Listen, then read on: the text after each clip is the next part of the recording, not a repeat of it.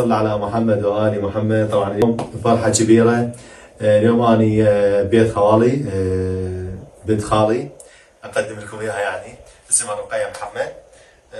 رقية طالبة مرحلة رابعة هندسة إلكترونيك في جامعة المثنى.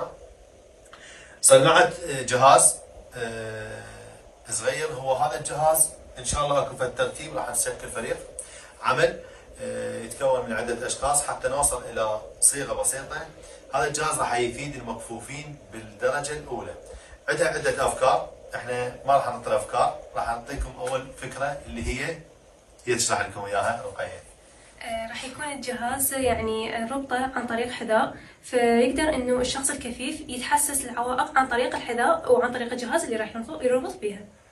يعني هي شوف الفكرة، احنا هسه كنا نتناقش انه يصير بالحذاء ويصير نظارة. النظارة للكفيف حتى يشوف اللي قدامه بعد 70 سنتيم او متر، يعني عفوا مو يشوف، يعني يتحسس اللي قدامه، حساس راح يكون. والحذاء خاف مثلا ينصدم بشيء، راح يكون بديل تقريبا العصا. فهاي راح يستذب هواي من يصير، اما يصير فايبريشن او يصير صوت. صح ولا لا؟ نقدر نطور عليها بعدين. انتظرونا بتفاصيل جدا مملة، واتمنى يكون لها دعم اعلامي قوي، وبنفس الوقت انه نحتاج ناس رعاة لهاي الموهبة. هذا الجهاز مثل ما تشوفونه كلش بسيط، يعني انا من الساعة لبسته وصلت يم الحياة دق جرس.